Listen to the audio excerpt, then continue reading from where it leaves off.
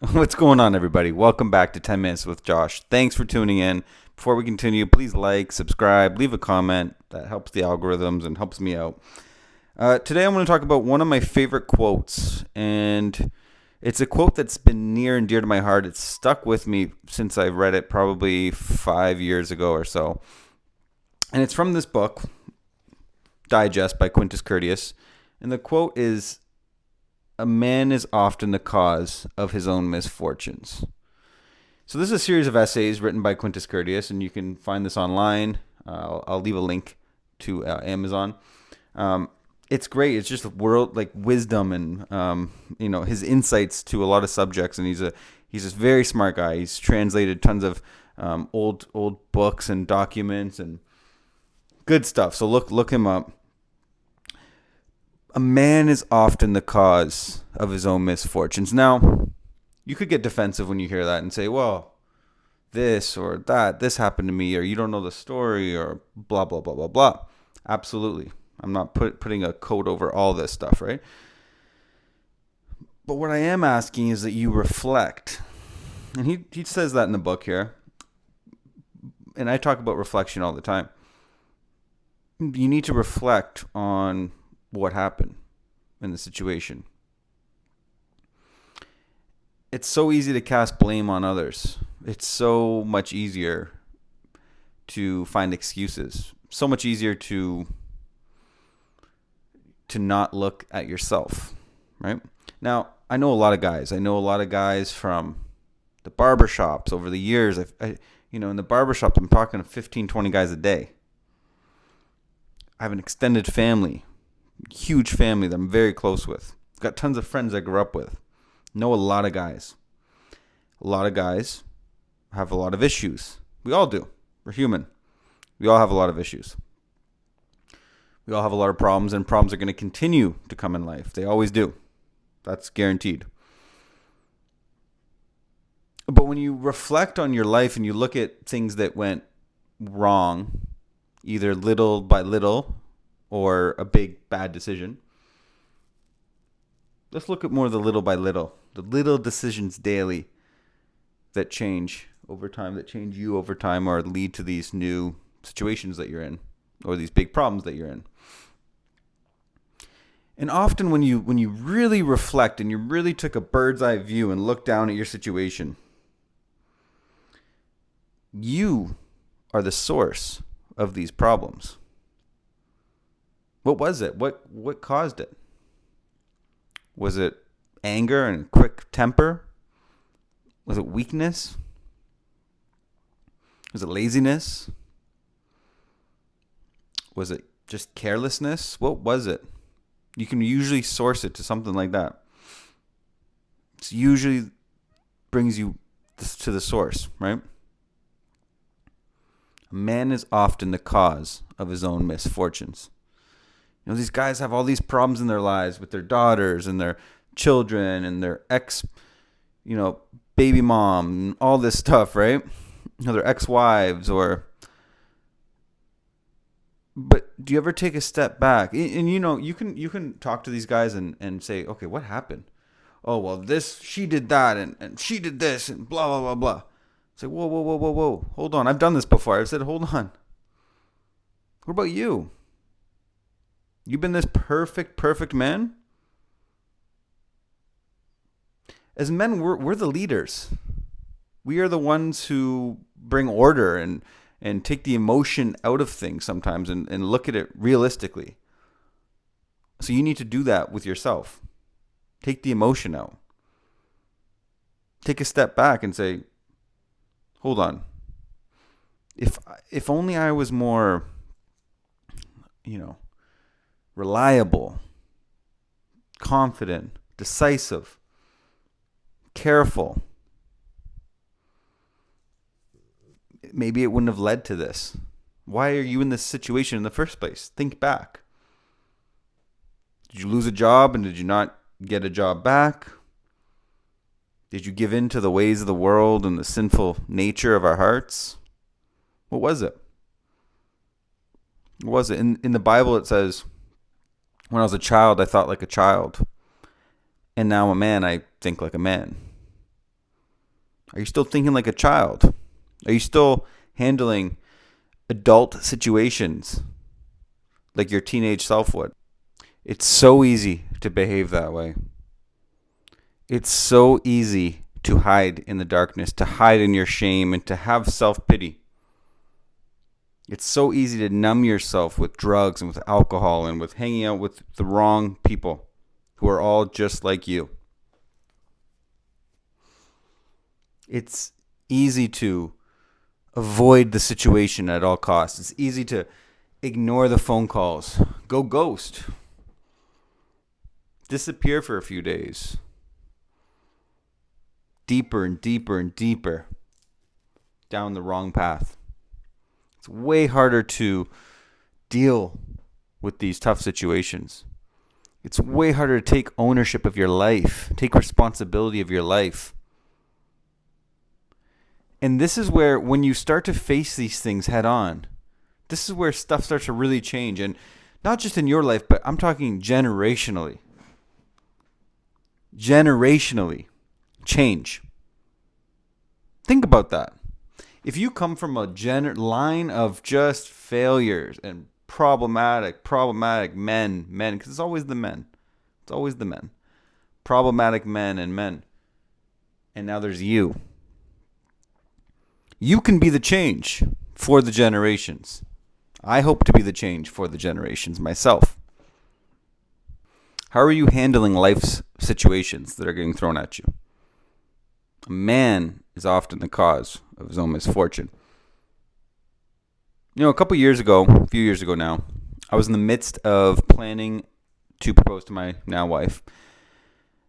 In the middle of talking to diamond jewelers and where I'm going to do it and timelines and whatnot. We have all of our plans as men, as we all do. When tragedy took hold of our family, as tragedy often does, it's unexpected. It's sudden. It comes out of nowhere. Feels like a slap in the face. A very close family member of mine was murdered. He was the protector of the whole family. My mother was the protector of my uncle, my oldest uncle. Now, a few weeks later, I'm at my client's house chatting with him, and this client we've become very close over the years. He's become a bit of a confidant for me. Unbiased advice. And he doesn't just give me advice like thinking like, okay, I'm going to give you, we're just speaking and I'm learning from his older wisdom. Like I said, he's one of the smartest men that I know. He's a top lawyer for what he does in the country. And I said to him, yeah, I'm putting the brakes on the whole proposal and all of that. Just given with what happened and everything. He says, what do you mean? I said, well, with everything that happened, it just doesn't feel right to celebrate a proposal and do all this stuff. And he says, Josh, you got to stick to the plan. Just because something bad happens in life doesn't mean you change up the plans. You got to keep moving forward. And, I needed to hear that. He was right. In our lives, as long as we're on this earth, as long as we're this side of the dirt, problems are going to continue daily, yearly. They're going to continue. You're going to be slapped in the face with problems out of nowhere that you didn't even foresee coming. But are you going to let that take you off the plan and the path that you're on? Or are you going to continue on the path? Are you going to let it beat you up? The Stoics say you shed a tear, you mourn, and you move on. You don't dwell in this. You don't stay off the path. You don't build a house in the dark. And listen, we're all human. We're all going to steer off this path. But you need to get back on. You don't stay off of it. and go deeper and deeper and deeper. Because what happens when you get off the path, when something bad happens and you let it just ruin you? A week is going to go by, a month is going to go by, a year is going to go by, 5 years is going to go by, 10 years is going to go by. And it's just going to spiral. It's going to be compound interest. And when I say 10 years, I'm being nice. 20 years, 30 years, the rest of your life. And you're going to look back at something that happened that long ago, and you let it beat you up, and you dwelled on it. So what do you want? What do you want to do? You're sad about something, so you need time off work? How long do you need? Day? Okay, that's fine. A week? Okay, sure. What do you need? Do you need to lose your job? Because, what are we talking about here? No one's going to correct you other than you. No one's going to get you back on that path other than you. Just picture this line of what you have vision for your life and what you want to be thought about. And look where you need to go and how to get back on the path. Like I said, it's easy to dwell in the darkness. Do you want to dwell in the darkness? A basic quote my mother used to say to me was, "You can't cry over spilt milk." And that's something she told me when I was young, and it stuck with me it's pretty much shaped how I live my life. I don't dwell on something that's already happened that I can't control. What's the point? I remember once I was babysitting my niece and nephews, and they're in another room, and I have my record player, my candles, and they're all acting weird. I walk in the room, they're all acting weird. I'm like, what happened? Nothing. I'm like, what happened? I'm like, well, we were messing around, and we knocked over the candles, and it put wax on your record player, and we can't get it off. It's okay, that's no big deal. Right? Were your intentions bad? Did you pour the wax all over my record player? Then there's a problem because your intentions are bad. But if they're not bad, that's okay. We all make mistakes. It's all good.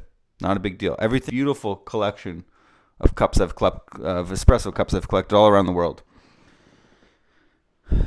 I know that eventually they'll break. It's not the end of the world. It's all good.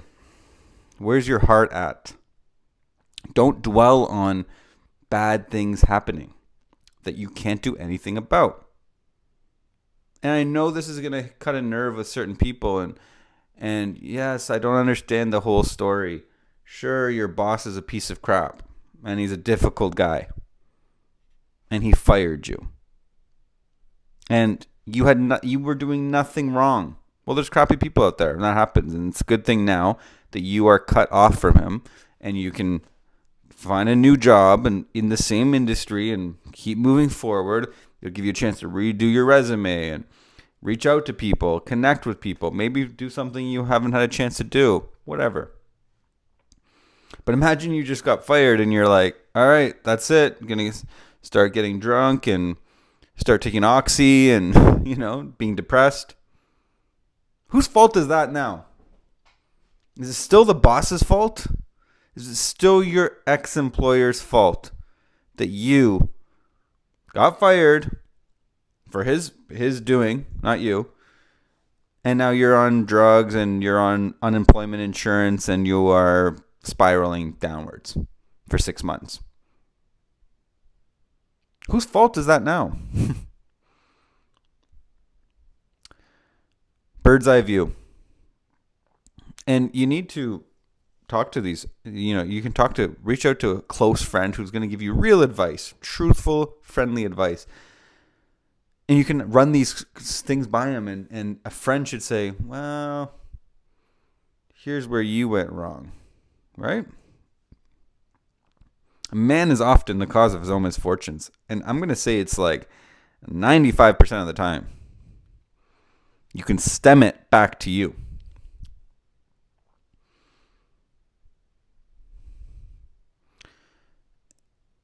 And I've been having this other thought about